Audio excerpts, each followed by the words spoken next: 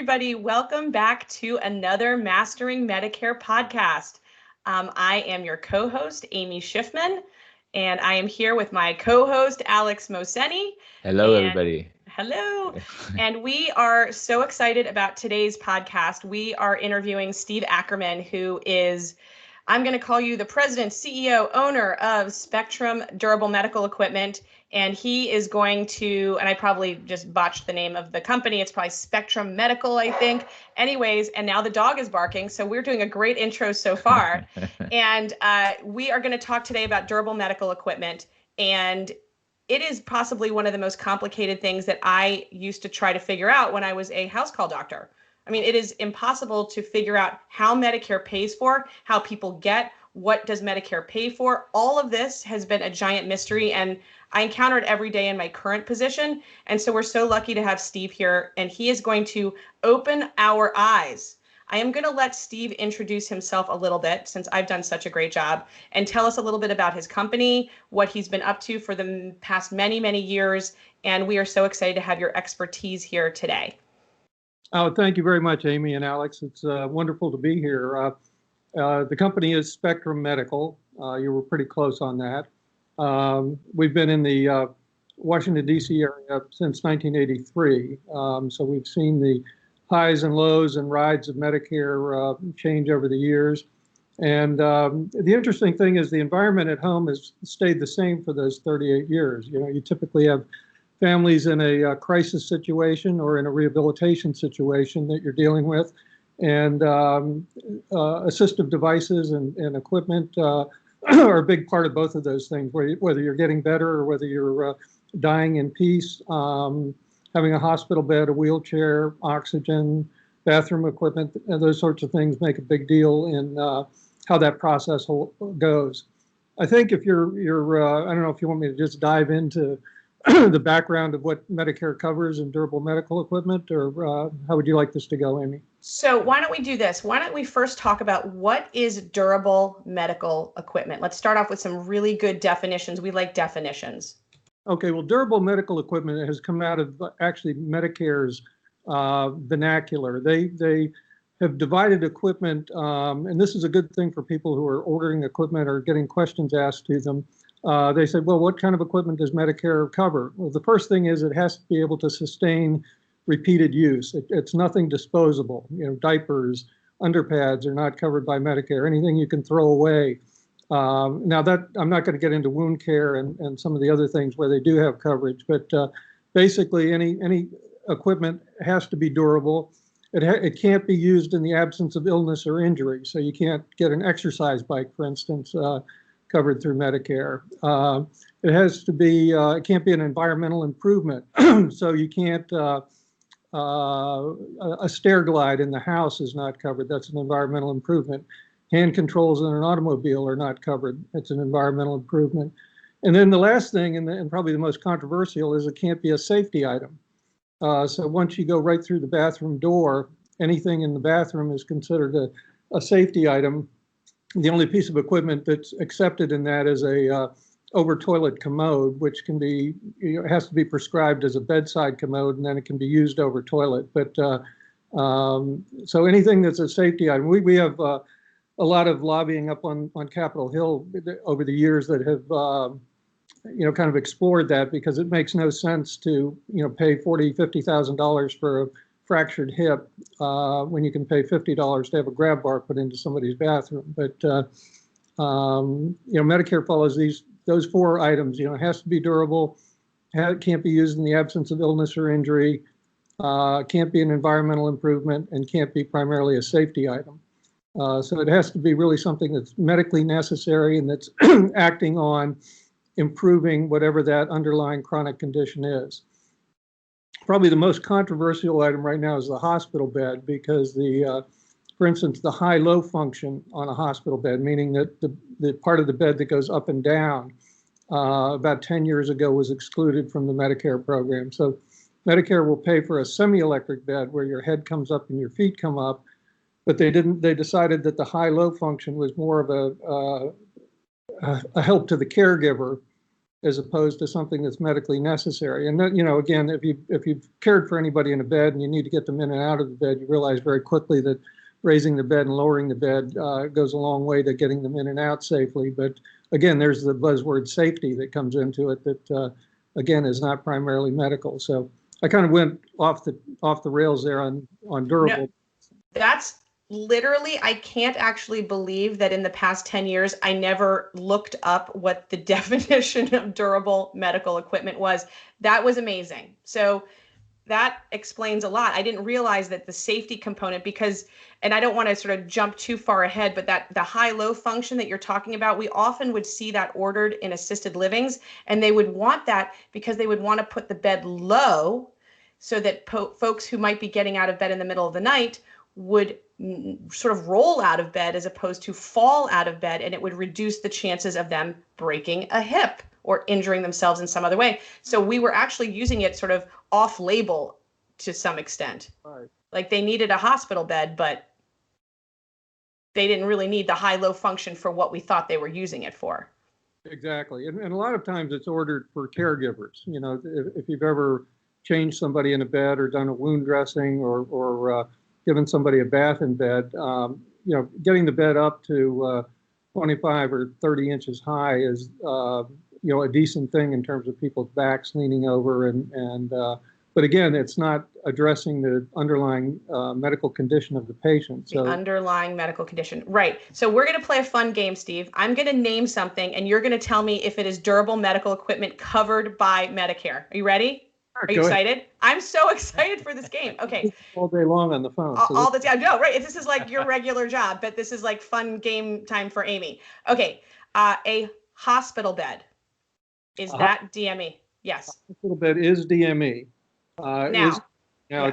Again, it meets the definition. It can stand repeated use. It can be used to improve somebody's underlying medical condition. Now, within that hospital bed, we just described the various functions. So there's levels of hospital beds. Yep.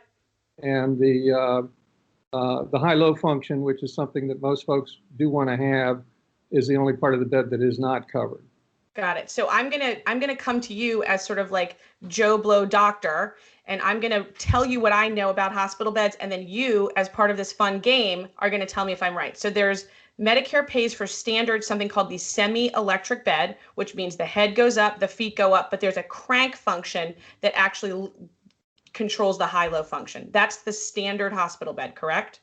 Yeah, and it doesn't actually have to have the crank function on it. Oh.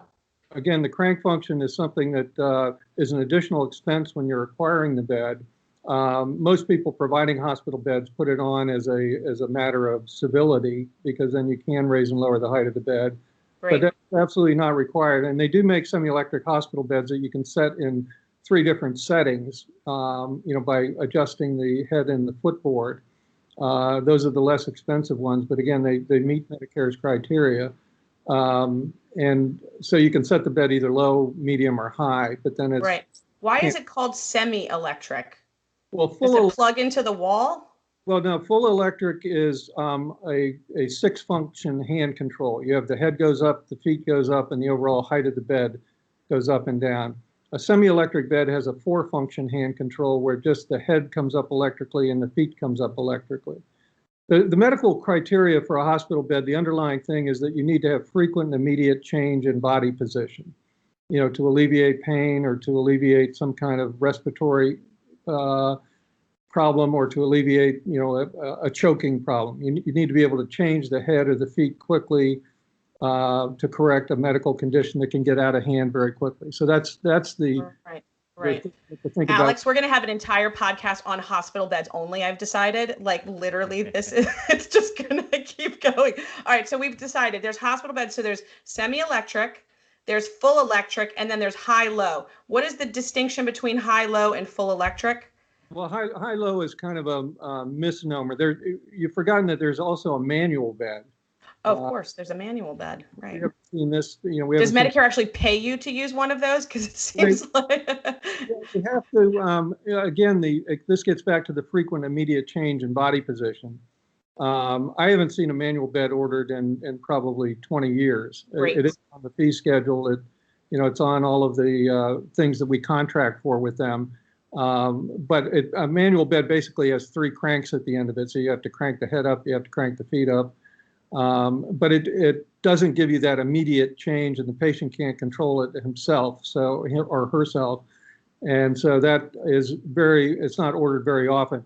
High-low is it's kind of an out-of-date term, but it really refers to the bed being able to go up and down on its own. It's a type of full electric bed, though. Yeah, well, no, a full electric bed implies high-low. Oh, it implies high-low. So basically, if we say high-low bed, it is a full electric bed. And that is an additional cost over and above what Medicare will pay for. Medicare doesn't pay for the full electric. It pays for the semi-electric. And then when you want to kind of like spice it up a little bit, you have to pay extra. Well, several years ago, Medicare did realize that there was deluxe equipment out there, and that there was an underlying, that they pay for the basic types of equipment. Again, the semi-electric bed versus the fully electric bed. So they did allow for an option for people to be able to upgrade equipment, provided they were given real good they call it advanced beneficiary notice, that it's a non-covered item. They didn't want to see suppliers or doctors or anybody loading stuff onto people that they didn't need or they didn't really have the choice in doing. So we have to do a lot of full disclosure. If somebody wants to get a rollator as opposed to a rolling walker, that's a whole nother rabbit hole we can run down. Oh, perfect. You just walk right into the next thing. So we've established, as part of our fun game where I pepper you with questions. So a hospital bed is durable medical equipment. Is a wheelchair is a wheelchair DME? Yes, it is. Okay, and wheelchairs come in, I don't know, 4,000 shapes and sizes. And will Medicare just pay for any old wheelchair, or like how does Medicare sort of see wheelchairs in terms of its variety? This is a real kind of complex area, and you can stop me. Okay, a whole other podcast on wheelchairs too. Noted. Okay, keep going. Well, I'll stop you in the middle if we need to kind of keep moving. But yeah, give me the basics. Yeah, there are a couple cuts that you need to make when you're talking about wheelchairs. The first thing is are you talking about a power wheelchair, or are you talking about a manual wheelchair? And then when you're talking about manual wheelchairs, you need to make the cut of, are you talking about a basic wheelchair that would be appropriate for a geriatric patient, or are you talking about a complex rehab wheelchair that would be appropriate for somebody with a spinal cord injury or advanced multiple sclerosis or something that would require complex rehab fitting? Now, the complex world broke off from the DME world solidly, I want to say about 20 years ago. It used to be every company did everything. And we've seen, respiratory has kind of moved into its own specialty, and sleep is its own specialty, and complex rehab wheelchairs are their own specialties. And people that call up here looking for, I want a Tilton space for my mother with, electric tilt and head support and all of the things that you would see typically on, say, a child with cerebral palsy. There's a whole different area of fitting that goes on with that, and we will refer them to seating clinics. There are a number of good ones in the area, one down at Mount Vernon Hospital, one at NRH, and I think Adventist Rehab has a seating clinic. But basically, for those more complex things, you have a higher level of reimbursement that you can get from Medicare, and a higher level of quality of cushions and things by going through a seating clinic and having an evaluation done. Getting a power chair, through a regular process with dealing with a medical equipment company and having a doctor write it is almost like an act of God. I mean, the is so intense. That's why Medicare actually reimburses physicians for spending the time to fill out the 12 to 17,000 page document in order to get a power wheelchair. Like Medicare pays for you to fill that paperwork out. That's correct. That's correct. Yep. Not only does it pay for you to provide it, but it pays for the doctor to order. It's crazy. Yeah. So wait, can I interrupt? What is a seating clinic? I've never heard that term before. A seating clinic is it's actually a physical place that you go to, and it's usually attached to a rehabilitation hospital in our area, it's attached to a real rehabilitation hospital. And they have certified people there in the DME business. It's called an ATP, which is an assistive device professional that brings in equipment, works with the OTs and PTs, and the patient there trying out different things. They use pressure mapping for their seating to determine cushions. There's probably a 2 or 3 hour evaluation that goes on. It could be multiple evaluations to get the right piece of equipment for somebody. And again, you're dealing with much more involved kinds of cases. So the idea is that there's a collaboration between equipment provider, doctor, and occupational therapist to come up with the optimum piece of equipment. And in the case of children, it's critically important because you're buying a $10,000 piece of equipment, and the child's going to grow out of it in a year. So you have to have the ability to expand the chair they're in to growth. You have to have, it's a much more complicated thing than fitting an 85-year-old geriatric patient. Right. So if I was a doctor, speaking of that, sorry to interrupt, because you told me I could interrupt you. So I'm interrupting you to ask you, if I am a geriatrician, an internist, a physical therapist who's going to be guiding a physician who might be ordering a wheelchair for an 85-year-old dementia patient, what are my choices for wheelchairs? Okay, your choices there, and the vernacular has kind of been driven by the Medicare pricing model, which is the K codes. You have a K1, K2, K3, K4, K5 and 6. You're starting to get into the bariatric equipment and the higher end equipment. But 90% of the time, you're going to be ordering probably a K3 wheelchair. And to describe them, K1 is a standard wheelchair. K2 is a Hemi wheelchair, which is a low seat model. The term Hemi wheelchair comes from hemiparesis. They were designed originally for people with a stroke that needed to get good foot contact on the floor to be able to propel the chair on their own because they only had one foot and one arm. So you use the arm as the gas and the foot as the steering wheel. So the Hemi chair was a typical wheelchair, has a 17-inch or 18-inch seat to floor height, and then a Hemi wheelchair will have a 16-inch seat to floor, so it drops you down 2 inches. And we'll typically, look for that being ordered if anybody's 5'4" and below, and they're foot propelling, meaning that part of their getting around is using their feet to move the chair. And then so K3, that's K2. K3 is a standard lightweight chair, which is probably the most ordered chair because it presumes that a heavier chair, a K1, is not, a lot of people can't propel it, they're too heavy. We're talking about a 40-pound chair at a K1, and then you get to a K3 and you're back into the low 30s. The interesting thing is that the Hemi chair is really a K2 with just a lowered seat. So the way the wheelchairs are made right now, you can take a K3 and switch it into Hemi height, almost at will. It takes about 15 minutes to do it. So wait, Steve, quick question. I am just like the dumb doctor who's just out in the community. How in the world is a doctor supposed to know any of this? I'm not going to lie. I do know about the Ks and the this and the that. And at one time I really understood this stuff, but I feel as though things have gotten so complicated. You can't know all of this. How do doctors order wheelchairs? Well, how would any doctor know what to do? Yeah, well, there are a couple of ways that they're being ordered right now. We're using an ordering portal Parachute. Parachute. That I think, Alex, I saw that Dave Gelbart. He's a good friend of ours who started Parachute, which is an ordering portal. Again, the ordering portals you have to be very careful with because one of the things that Medicare has had fraud and abuse problems with is orders that are just stamped out without any thought to them, and so anything that looks like it's a template or anything that looks like it's just being put in front of a doctor for a stamp and a signature is no longer being accepted under audit by Medicare. You've got to get. When I talk about this with therapists and at clinics, I mean it is literally easier to get codone than it is to get a walker, as far as justification from a doctor's standpoint. Notes we have. Can you repeat that? I would like you to repeat that statement. It's so profound.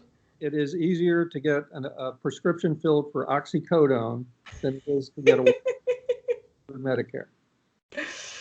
From a doctor's standpoint. I mean, as far as documentation required. And can you? I was waiting for him to kick in. I was waiting for Alex's mind to finally blow. I'm just astounded by what you just said, which is that any order that looks like a template could or should be or would be rejected. So if you make it a standardized process for the doctors to order these, then that's going to get rejected. Like, what do they want? Like an essay from the doctor? It's true. The actual detailed written order can be and this is, Amy, getting back to your question of how does a doctor order it? We have a template detailed written order where you check off, hey, it's an 18-inch by 16-inch seat. Hey, it's a K3 wheelchair I want. Hey, I want a back and a cushion with it. And so those items can be checked off and signed on. But the kicker comes in is that the notes have to reflect that you've had a discussion with the patient about those items, and or has to show medical necessity for those items in your chart notes. And we need a copy of we don't need a copy of the entire chart note. We need a copy of the notes that say that this is going on. And so this is a new thing, right? To have a copy of the chart notes. It used to be like you would just sort of like randomly get a prescription pad. You'd be like, one wheelchair signed Dr. Schiffman. Here you go. Right? Like that used to be how it went. Now it's. No, you have to say that if you want a lightweight wheelchair, you have to rule out the fact that you can propel a standard wheel, or you can't propel a standard wheelchair. Oh, jeez. If you want Alex, breathe. So how is a doctor supposed to know what to write in their medical? They have no idea. No. It basically becomes this dialogue like, hey, is this okay? No, that's not okay. But we can't tell you what to really write. So try again. Okay, no, it's illegal for us to tell you how to frame this conversation. So we're going to basically put you in a restaurant and be like, order what you want. I want, chicken chow fun. Nope. I'm not telling you what kind of restaurant we're in, but it's not that kind. And so it just goes back and forth like this. I mean, is it a wonder that physician suicide rate is so high? I mean, this is crazy. No, and the and we digress. In the industry, and I've done a lot of work on Capitol Hill. I was the chairman of the American Association for Home Care for the last 3 years, and we're constantly trying to get this revised. And when we've agreed in the past as an industry to have certain things come into play, it's always with the understanding that Medicare is going to be doing extensive training to the physician community, and that somehow never happens. What are they talking about? Well, so what they consider extensive training is a new website. They create a web page or a PDF document with 55,000 pages of details about some new thing that doctors have a lot of time to search for and read, right? I mean, that's crazy. It's insane. It's insane. There is mild insanity to every single topic that has to do with Medicare. Yeah. Wow. It's crazy. The amount of it, the thing that blows my mind is that how could a doctor know the difference between a K1, K2, and the seat raise? And by the way, I remember I have this distinct memory, Steve, of like trying to order a wheelchair and then being like, do you want armrests? Well, yeah, I do want those. You have to order it like piece by piece. It's like ordering a car. Steering wheel? Yes. Wheel? Check. Front seat? Yep.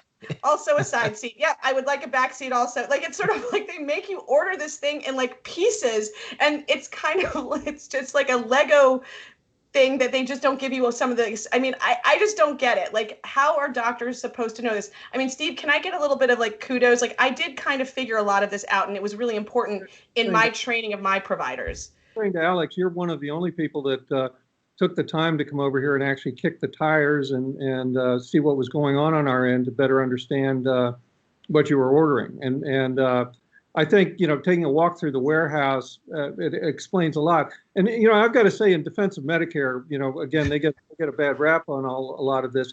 They have had to police a crazy industry. I mean, our industry, because of the ease of getting provider numbers, whenever we went down to Capitol Hill, we were always fighting the guys that are on Channel 9 at 11 o'clock, slamming things down people's throats.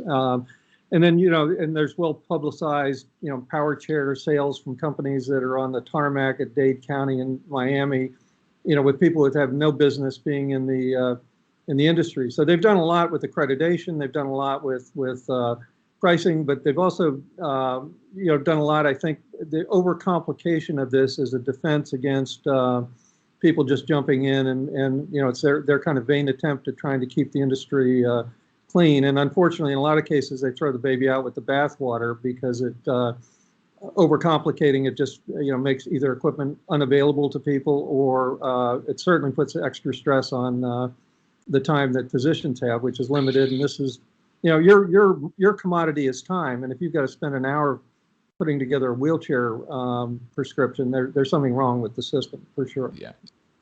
Yeah.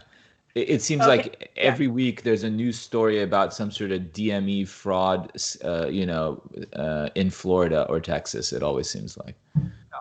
Well, they have large. Florida and Texas. Yeah. It's like the bank robber that said, "I rob banks because that's where the money is." That's right. That's right. Where the humans are. So, but we're not done. But we're not done. We're not done with our fun game. Keep going. Questions. So we've got hospital beds and we've got wheelchairs. We could have like 4 podcasts on each of those. Then walkers. Yes, that's considered. Yep. And the industry, we call we call all this stuff bent metal. Hey, excuse me, are you still there? Yeah, we're here. We're here. Did you lose your audio, Steve? Oh, no, he actually dropped completely. Okay, we'll edit this out.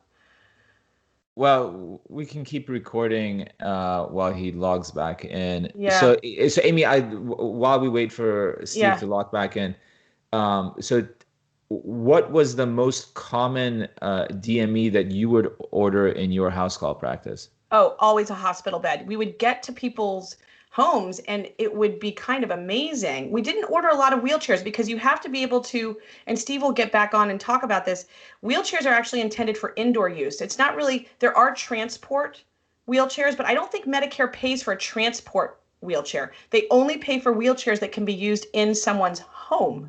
So when we would get to people's houses, the first thing they say is, where do you sleep? The bed. A recliner, I can't breathe, 19 pillows, like whatever it is. And the very first thing we would do is get a hospital bed into their home. So that became we were really good at ordering hospital beds. And we had a drop-down list templated in our EMR that would say, because needed 3 reasons why the person would need a hospital bed, like A, B, or C. And it would be like, needs to be at this degree so that they can breathe because they've got COPD, or to assuage pain, or there was all sorts of different things. So we could get those different reasons into the chart note by we did template it, but it was still a drop down. So when the dialogue came out, it looked like a real, like, I believe this patient needs a hospital bed because they have this, and this, and we would be able to, put in their medical problems.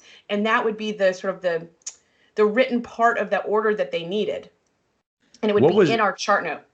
What was the process in terms of what if you hadn't ordered it correctly? Who would find out first? Would the DME company So first off, they're not even going to submit to Medicare for payment or even attempt to deliver without about 25 different steps. They, number one, had to make sure you had Medicare Part B. So whenever we sent over an order, they would also do a Medicare check. So we would do a Medicare check, and then they would do a Medicare check, make sure that they were going to get paid.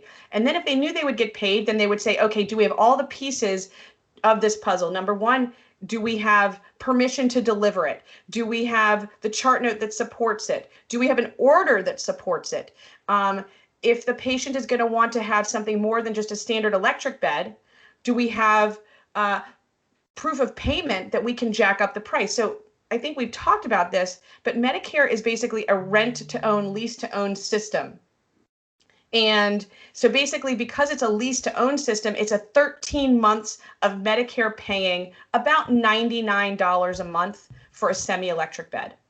So Medicare will pay up to $1,300 for that semi-electric bed. And after that, the patient owns it outright. It's basically, I think you own it for the rest of your life, but you can't get another bed for 5 more years. So we knew that when we were starting this process, we said we want for Medicare to pay for as much of the stuff as possible for this person.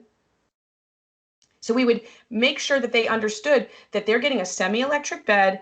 Medicare is going to pay for it completely for them, except for their copay, because it's a Part B, so it's 80/20. So they're going to have to pay 20% on the cost unless their secondary insurance will sort of kick in for the rest. And for 13 months, Medicare will pay $99 per month. Now, if they wanted a full electric bed, they would have to pay an additional, between, I don't know, when Steve comes back, he'll tell us it's between 70 and 100 extra dollars per month on top of their Part B copay, unless they had a good secondary insurance. But the semi-electric was the standard. And then if you wanted to sort of get more stuff, you would have to pay. And that included, if you wanted, I'm not really sure about the standard of the mattresses, because the mattresses themselves, they're also standardized. So you get a standard bed and a standard mattress with every standard hospital bed. That's what we call a semi-electric. So for $99 a month, you get that whole package. There's a difference. You could get different types of side rails. Like if you're in assisted living, you can only get certain types of side rails. You can get a half rail or a full rail or whatever the case may be. You could not have all of the bells and whistles and have Medicare pay for it. But if you have an American Express card, like I always say, you can get all of that stuff. So they would need to have that in order. Okay, did the doctor want for the person to have a semi-electric or full electric? Oh, they want a full electric? Great. Not only do we need to, hi, Steve. Not only do we need to have all of the records that prove the patient actually needs the hospital bed, but we have to probably have proof of payment. So Steve, I'm going to catch you up just briefly and tell you where we landed. We took a brief interlude and we're discussing how does the back and forth sometimes look between a physician and a durable medical equipment company like yourself. So I always used Spectrum. So when I would send an order over, and this was before Parachute, so I'm going pre-Parachute because I think most people are not on Parachute. So I kind of like to talk about it in the non-Parachute world because that's really very, it helps the provider, the geriatric care manager, whoever is going to be helping or participating in the ordering of DME to kind of really understand the nuts and bolts. So what I said was I had a drop-down menu in my electronic medical record that would basically say they had certain medical problems, and we knew what they would be in order for Medicare to pay for the standard semi-electric bed. And then what I said is I would then send over the order and my chart note, and then you guys would make sure that the patient had Part B Medicare, that we had the right stuff in the chart note, that the order looked correct, and that if we wanted to jack it up and do a full electric, that you would have to call and verify that the patient's family member, representative, or patient themselves would be willing to then pay for that extra cost. We then talked a little bit about the fact that this is a lease from Medicare, that you end up owning it at the end of 13 months. So that, and I was remembering, and Steve, this is where we're going to sort of have a little fun with my fun game of peppering you with, is this DME? A standard semi-electric hospital bed, Medicare reimburses you guys X amount of dollars, like $99 per month kind of thing. Is that basically what it is? It's more like 60 now. Oh, sweet. It went down. That's even better. So $60 a month for 12 months. So $720. Does it pay for itself? Barely. I mean, we can go down a whole another rabbit hole with talking about competitive bidding and how the pricing has come down on all this equipment. But I think let's get back to your question about the interaction between the doctor and the DME company. Yeah. What we typically do is it has to be a little bit of a collaborative effort. And generally what will happen is a care manager or a physician's assistant will call us and say, hey, Dr. So-and-so wants to order a wheelchair. We'll go through some of the specifications with them. The first thing we ask anybody that calls in here is their height and weight, because you have to determine very quickly if you're dealing with somebody that's in a bariatric world or somebody who's particularly small. And wheelchairs, again, the three flavors that are pretty interchangeable are the narrow adult, the standard adult, and then the heavier adult. So it's a 16-inch seat, an 18-inch seat, or a 20-inch seat. And all of those fall within Medicare's coverage criteria. So you want to get the proper seat for somebody right away. So we'll have that discussion, and then frequently what we do, if the office doesn't order or the person doesn't order a lot of equipment, we'll send over a copy of our detailed written order that has all of the boxes checked on it. and then a copy of what the notes need to refer to. And again, they can't just sign the notes and send them back to us. They have to be incorporated personally into the chart notes that shows that there was discussion and thought about ordering these particular things. It sounds a lot more complicated than it is, but again, if people are ordering things quickly, it's a couple of sentences that need to just meet what's called Medicare's local coverage determination. LCD is kind of what drives all of this, and every piece of equipment has its own LCD. And some of them are antiquated. To get a reclining wheelchair, you either have to be highly susceptible to decubitus ulcers and unable to do a functional weight shift, or you have to be self-catheterizing. It has nothing to do with the fact that you spend 8 hours a day or 10 hours a day sitting in a nursing home in a wheelchair and you need to go back and forth a little bit. So if those two things are not in the order, or one of those two things is not in the order for a reclining wheelchair, it will be denied on review or on audit. And again, the industry, we've been arguing for years about clinical inference, as opposed to, a lot of time, if somebody's had MS for 30 years and they're on their third wheelchair, you're wondering, why am I having to even prescribe this or discuss this? I mean, it seems a little ridiculous, but Medicare has not made the leap into accepting clinical inference at the audit level. And we've made... I've never heard the term clinical inference in my life. It's kind of profound. Like, it's part of the expected course of that illness that somebody with MS, ALS, blah, blah, blah, blah, blah, is going to have this stuff. Cord injury. I mean, why are you justifying a spinal cord injury for the third time? Clinical inference. Brilliant. Yeah. We should all use a little bit more of that. Well, it is. And then you're thinking and looking at the whole patient in that sort of a situation. For years, the guy, 30 years old, who's going to school or going to work with a spinal cord injury was getting the same LCD as an 85-year-old with prostate cancer. So it's taken a lot to kind of unglue, what they're looking at in terms of the individual patients. But and it's an ongoing fight. Sure. I want to just reflect for a moment. I think I may have said in a previous podcast, as part of my house calls practice, we would go into, lots of different people's homes, and I would go in, I'd be like, oh, that's where $250,000 is. I was looking for that, right? We would see 3 bariatric beds, 3 bariatric wheelchairs, 3 this, 3 of that, because over time, people collect DME. Yeah. Thousands and thousands of dollars of DME I went into one house, I was like, oh my God. Yeah. Well, Medicare. This is $100,000 just sitting right here in this person's room. Yeah. Is there a secondary market? It's pretty limited in terms of particularly the power stuff because of how individual it is. Medicare, kind of attacked that problem, Amy, a few years ago, and they limited, actually several years ago, they limited the amount of equipment they'll buy for somebody in a 5-year period. For instance, you can't get a second wheelchair in 5 years. You can't get a second bed in 5 years. Pretty much any standard DME, unless it's been stolen or damaged beyond control. And in those cases, proving that is sometimes I just want to give it away. It's easier to give them the patient the equipment than it is to prove that something was stolen in terms of what Medicare looks for. But the bottom line is that, yes, there's been a lot of waste, a lot of accumulation, and then there's technology changes. I'm sure if you go in that same house, you're going to see 3 or 4 different generations of power chairs. So it's it's like automobiles; they get better. Yeah. People want to have the latest model.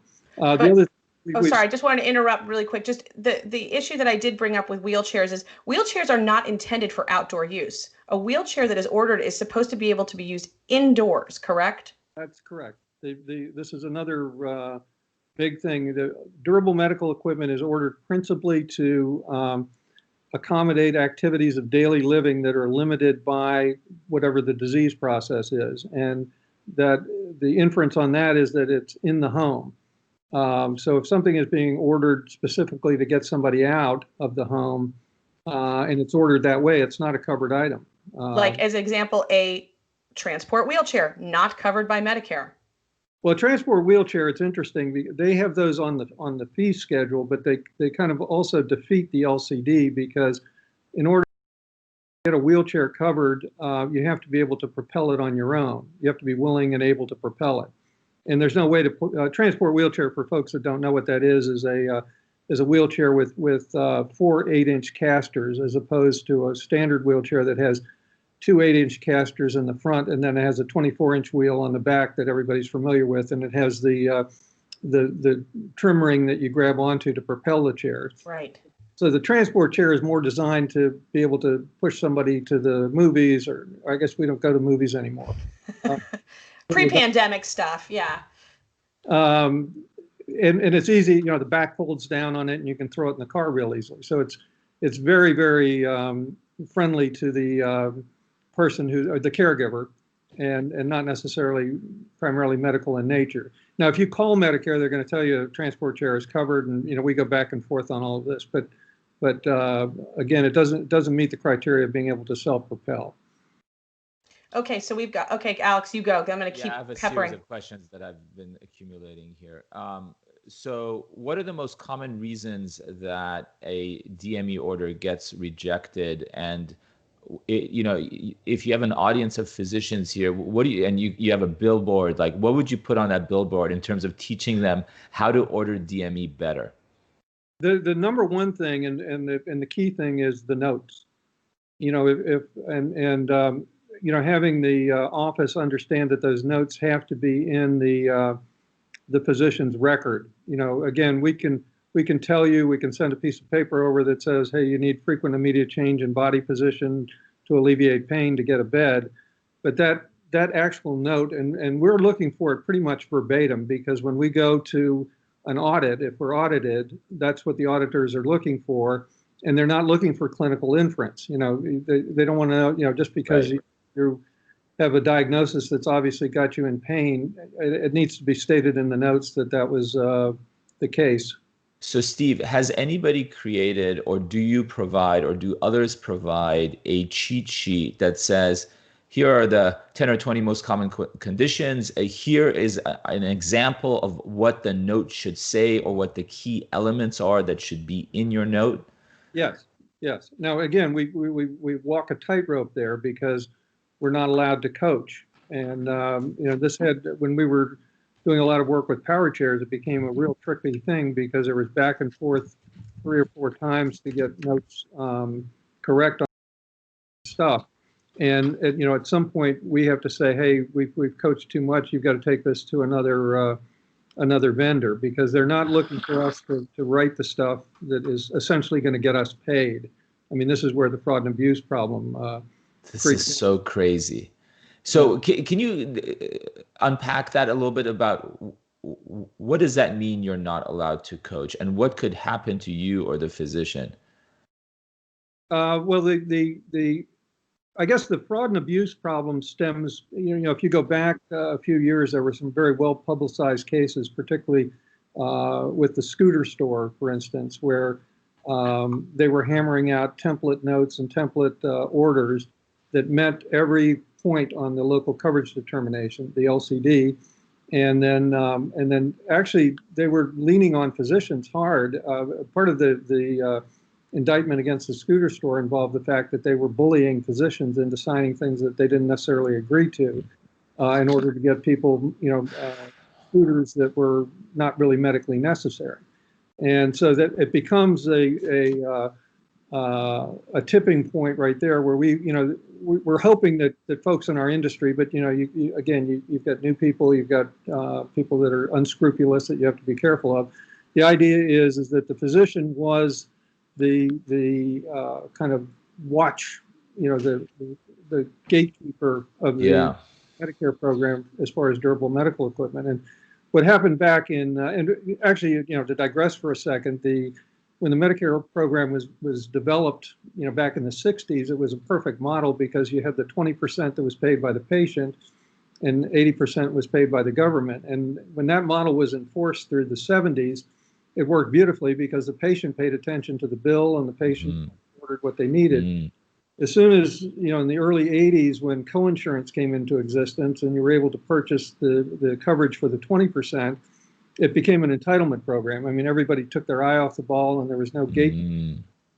That is a really interesting observation, that the patient used to be the check on fraud and abuse because they carried 20% of the expense on Part B services. And when you take that away, all of a sudden the opportunity for fraud it's just too tempting.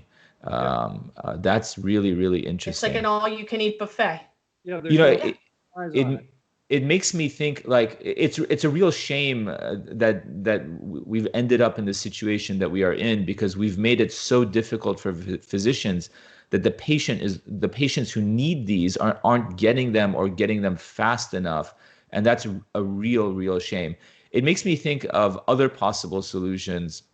What if you could just order a wheelchair by just writing wheelchair, and not have to know all this complexity as the physician. But maybe, I don't know, maybe if there were a third-party auditor who was a trusted entity who would access the medical record, review it, use the kind of the clinical inference that you mentioned to say, yeah, this is obvious. This patient needs a wheelchair. I put my stamp of approval, and I am like, KPMG or some other third-party auditor that the government trusts. And so make it easy for the doctor, but still use this as a stop against fraud. I don't know. Is there anything like that? Well, wow. Wait, hold on. Before Steve, you go on, Alex, can I just ask, is your idea and this thing that you just said kind of like saying the ROI on having DME in the home is actually very high? If you give somebody these certain things, they will have a much less chance of maybe going back to the hospital, falling. Sure. And that if you were somebody who had a ton of medical records and you said, wow, this is potentially an underused resource with a huge ROI, you could sort of in bulk sort of sweep people's medical records and be like, why don't Bob, Sam, Janet, and Fred, who work in your company or in your insurance company, or in your sort of are beneficiaries of your insurance company, why don't they have these things? Why aren't you supplying them with DME? And like look for stuff in chart notes that would sort of cue you up to think, oh my gosh, why don't we have DME for these people? Kind of like you might do it for, why don't they have home health? Why aren't they getting house calls? Why aren't they getting physical therapy? So you could be sweeping people's documents for underutilized high ROI things. Well, that's an interesting concept too. That's not really what I was saying. I was saying, how about instead of Medicare putting the burden on the physician to throw the dart and hit the documentation blindly, like without any coaching or guidance, like clearly that is leaving a lot of patients without the equipment that they need, right? That must be the end result of that. And they've done that because it's their only defense against the rampant fraud and abuse. And it is good to stop fraud and abuse. So let's come up with a better system. You can't keep putting more and more burden and complexity on the physician and expect that you're not going to have bad outcomes for patients. Like let's back up a second. The fraud and abuse has gotten much better in recent times. I mean, the industry is policing itself. Accreditation came into play back in the, I think it's around 2009. Mandatory accreditation became part of our industry. So. And the accreditation is actually very, it's a strenuous process to go through. JACO and CHAP and all of those have a DME component now that you have to do that. So the fraud and abuse, the threat of it is always there, and providers are going to be there. And there's always 4 or 5 times a year now there's a huge $1 billion case that is broken where there's something going on. DME is it's an interesting component because I talk to a lot of people about it, and my recommendation generally always is get home and see if you need it. Some people view it as a negative in their life. This is holding me back. I can't get around. And so when I'm talking to people, a lot of people will come in and want to buy things in advance of their surgery. And my answer is always get home. First of all, you're going to go through therapy at the hospital. They're going to order a few things if you need it that's appropriate. It's usually all typical stuff. And then get home and don't solve a problem until you have it. And then again, getting back to your point with the doctors, the one group of people that don't get enough credit are the home health OTs and PTs that are out there, and they're generally making the recommendations back to the doctors on what equipment is appropriate for people in the home. Yeah, so Steve, I just want to interject just really quickly. I agree. I need to sort of pile on and say that PTs and OTs are the most important partners in DME ordering that you could possibly have. The one thing I would say to my providers, so I said, listen, you can figure out K1, 2, 3, blah, blah, blah, and all the different pieces, but do not hesitate to put a physical therapist in there immediately when you think there's going to be, a durable medical equipment order that will be required. Why guess? Why are we this is what they are trained to do. So what it used to be is that if somebody went into the home and I was like, oh my gosh, they need a hospital bed. Some of that was really easy. But as soon as it came to wheelchairs and walkers and recommendations for other types of stuff, I would put Part A home health in place immediately. Why not? Or Part B, actually. So Part A or Part B, physical therapy in the home.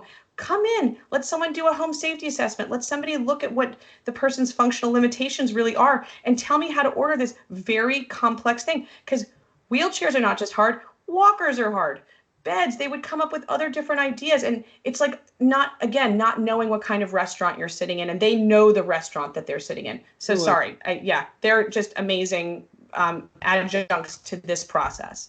It's also a smorgasbord of what's covered and what's not. Again, a lot of times you need bathroom equipment and that's not covered, but you need a bath seat, or do you need a transfer bench? Or if you need a transfer bench, do you have a shower extension? Those kinds of things, they're all very good at kind of pulling that together.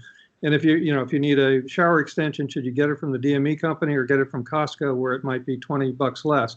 So the PTs and OTs have a really good command of that and, can kind of go a long way. We also act as a backstop, at least in our office, because we're the ones that are saddled with a problem if the wrong stuff's ordered, because we're running back out again, getting stuff corrected. So if an order comes in for somebody who's 220 pounds for a narrow adult wheelchair, we've got bells that go off here, and we'll go back to the doctor's office and say, hey, is there a reason that somebody who's 220 is being put in a 16-inch chair? And usually it's a mistake or an oversight, or it may be that they're 7 feet tall and thin, that thin, but we generally will use body mass index to kind of make sure that they're getting the right size chair, because we deliver the wrong one, we're out the next day with the right one invariably. Steve, talk to me a little bit about the nightmare of walking into a patient's house where they're a hoarder, or maybe there's bed bugs and it's full of garbage, and you need to now pull in a hospital bed. There's no space for it. Like, what? I'm just I love that granular question. That's awesome. That's a great question. It's really reality. I think that's the reality sometimes. I've got a couple of drivers that could probably answer it better than I do, but we're very I guess investigative on the phone with any equipment we're setting up. I mean, our customer service people that call you in the morning are going to say, is there space cleared for this bed to come in? We need a single outlet for it. We don't want to see it plugged into a surge protector. And our guys have got to pay attention to that. We had an incident out at the Washingtonian high rise where we advised a guy, to not plug into it was a situation where there was a hoarder and everything was plugged into one surge protector. And we told him in no uncertain terms that we weren't delivering oxygen because they were still smoking. And, so we have to make the whole environmental judgment. Anyway, the place went up in smoke because of the electrical problem that wasn't taken. Oh my gosh. Yeah, so we have to be real careful on that. But getting our equipment in, we just definitely demand that there's space for it when we show up. And then if there is an obvious problem, if we're putting oxygen in some place and we go into a basement that's full of mold, we'll get right on the phone with the doctor's office and say, hey, this, you've got a pneumonia case coming in about 5 minutes if this person is not moved to a better living circumstance. And usually we're going in with home health, or we're going in with hospice that has social work attached to it that will address that. But in the case of individual patients that are ordering things through a primary care physician or something, we'll make the call if we see something that's out of line. Is it your responsibility at all to remove any old stuff, whether old DME or old beds, or is that completely up to the patient and family? That's completely up to the patient. In fact, we don't move equipment anymore. We did back in the old days, but it became a zero-sum game for us where if something got broken, we were buying it. If our guy got hurt, we were paying workers' comp for it. So we're basically now insisting that people have the space clear and rely on family, friends, or other professionals to move things that they might need moved. Steve, just quickly, just to go back to the secondary market, I remember you guys were looking at what that secondary market could look like and doing a cleaning. I don't know if you clean for the secondary market, or are you doing equipment cleaning for people who own their equipment and just want it cleaned? Oh, you're talking about the wheelchair maintenance program that the wheelchair maintenance program, yeah. That's kind of exclusive to us as far as I know. But yeah, if Great. somebody has a wheelchair and needs it put back into shape, they can either bring it by or we can pick it up. There are two different price points on it where we'll power wash it and disinfect it and adjust it, lubricate it, change any parts that need to be, to basically give it life again. Steve, if the patient has or is on an MA plan, a Medicare Advantage plan, instead of original Medicare, does that change anything better or worse for you guys? And the same thing is true with some of the commercial payers. A lot of those are contracted with specific companies. For instance, we're contracted with Blue Cross. We don't work with Aetna or United Healthcare. What happened and Kaiser's a good example as well. They have a direct contract with Apria on a national basis, and the problem is that these contracts were all written with percentages off Medicare pricing. And with this competitive bidding program came in 6 or 7 years ago, pricing dropped about 45%, and the number of suppliers in the business dropped about 45%. I mean, this is a whole nother discussion we can have about where that's gone. But all of those contracts dropped down to what I thought was below sustainable levels. I mean, Medicare is barely sustainable. And if you're taking another 25% off, there's really no amount of volume a company my size can pick up that would make that work. So if you have an Advantage plan, you need to get in touch with them and find out who they're contracted with. And again, most of the people that are ordering equipment on a regular basis, hospital-based discharge planners or discharge planners at rehab facilities, deal with it enough that they know who the players are for the different insurance companies, and will direct orders to them that way. Got it. And what are the mechanics of that? So if I'm a doctor and my patient has an MA plan and I think they need a wheelchair, do I give the prescription to the patient and it's up to them to then go figure it out? Or does my office staff try to figure it out? Like, who does that? I would say that's kind of based on the, I don't want to say the quality of the patient, but the mental and physical capability of the patient.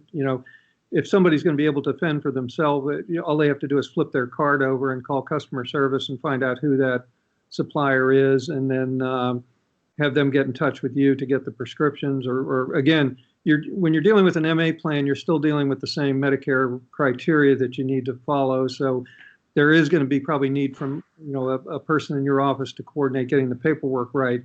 But at least you can get the name of the supplier right off the back of the card.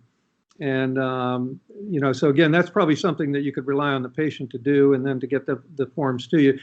It depends on how quickly you want the equipment is the other thing. If somebody is desaturated down to 82% and they need oxygen, it's probably going to take more involvement from your office to get that moving quickly to keep them out of the hospital. Can we just, what I want to do is, because I know that everybody's time is valuable, I want to just make sure that we get through what DME is and then sort of have some thoughts about this. Because honestly, Steve, we could have you back 6 more times. So we've got hospital beds, we've got wheelchairs, we've got walkers. How about over the bed tables? That's a convenience. So that Medicare doesn't pay for that. That's not going to be covered. Let's jump back to walkers for 1 second, because we got over one that people have a big question on. Oh yeah, right. Rollators. The world of rollators exploded about 5 or 6 years ago, and the the difference between a walker and a rollator. A rollator is kind of a deluxe four-wheel item that has handbrakes on it and a seat. You can lock the handbrake so you can turn around and sit on it. They're used all over assisted living and nursing facilities to get people around, and they're a wonderful item. They're not a Medicare covered item because all of the features on them are from the color to the basket are all convenience items that make up the price of them. Medicare will cover a basic rolling walker, and some of them you can get a cloth seat on if you need it. They're not really particularly safe, but so we get a lot of questions where people have ordered a walker, a rolling walker, and they're expecting a rollator delivered to the house. And it becomes, again, one of those upgrade situations where we have to have a long discussion with them about what's covered, what's not covered. And then when you get into the rollators, there's a whole variety that you can get them for $75 online up to $225. Or actually, there's $1,000 rollator, if you can believe it. Oh my gosh, I want that one. It is nice. That's the one I'm going to have. Just tell me what the name and make and model is. Maybe I'll just have it in the house, just to sit on and move around when I'm cooking. Really nice. I bet. The point is, you can see the variety of questions that'll come in on that. Sure. What's covered and not, and it's basically the metal frame rollator with the two wheels on the front is what you're going to get through the Medicare program, and then anything above that's going to be out of pocket. Got it. So, but you just have to pay the difference between what Medicare would have covered and the full cost of the item. They will give you a little something. Yeah, that again involves a lot of, the advanced beneficiary notice and a lot of paperwork. Right. We were doing that for a while, but the discussion time and filing time and all that, again, became problematic. So right now we're either doing a rollator, through a private situation or a walker through Medicare. Got it. Okay, you're not between the two; they do not mix. Yeah. All right, I'm going to sort of continue to kind of reiterate what we've talked about, and I'm going to ask a few, maybe 3 or 4 more questions, and I think we're going to wrap because we need to have you back. It's such an incredible amount of information. We've got beds, wheelchairs, walkers, and we've got 3-in-1 commodes.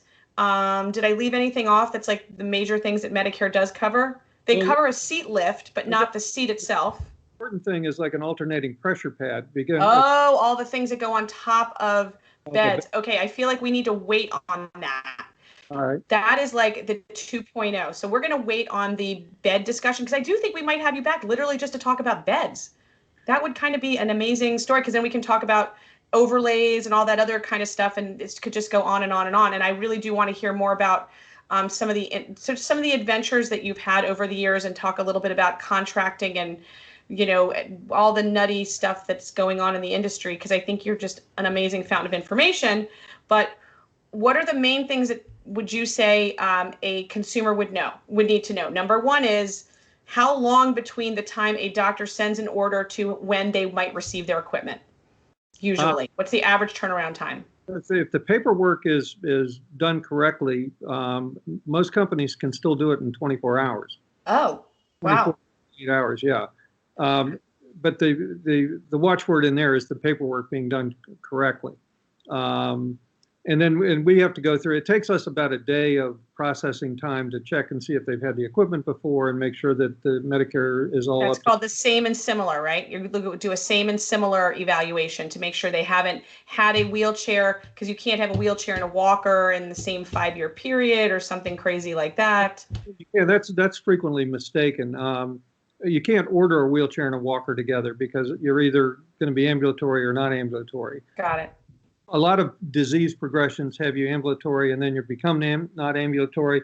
A lot of rehabilitation has you non-ambulatory and then you become ambulatory. So as long as the sequence of it makes sense and they're not ordered on the same day, you can usually get those two covered if the whole situation makes sense.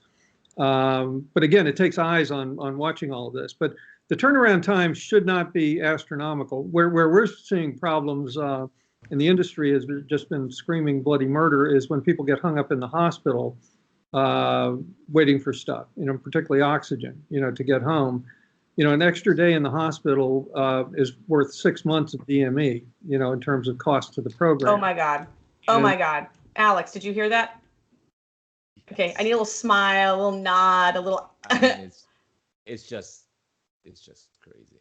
It's just crazy. I mean, no, I mean, I used to say you can do 13 house call visits for one emergency department visit. That was my little like weird nugget like that. Like, yeah, it's just crazy. Save us. I mean, aging in place is here to stay. Yeah. You know, we've got 30 years. It's got to be focused around the house, or the whole system's going to break. And you know, whether that is, you know, communities coming together to help people out, whether it's realizing that durable medical equipment and similar types of home things make sense because it keeps people out of the hospital. There's going to be a combination of all of that going on, and we're going to see, you know, if we can solve the social interaction issue with keeping people at home, which is the biggest problem, you know, where people become isolated. But I think we've all learned how to deal with that in the last 5 months. We're going to see a lot more activity going on at home than we had in the past. Well, I'm gonna give us all a break, because this is definitely like like part one of what is likely to be. Steve, hopefully you'll accommodate us and come back, because you are an amazing fountain of information. And I guess I should give you a chance to say, how can someone reach you? And if I was a patient and I wanted to get DME, I could reach out to you and you would tell me how to get it from my doctor. So how would I reach you? What is the best way for our listeners to reach you? We're old fashioned. You can call 301-587-2992. And if you can negotiate your way through, it's a small phone tree, but we had to, I fought that for years, but of course we had to do that, but we're pretty easy to get a hold of. You can also, spectrummedical.net is our website, and you can drop a note in there and we'll pick it up and call you back. But we spend the day talking to people, and we're happy to take calls if people have questions.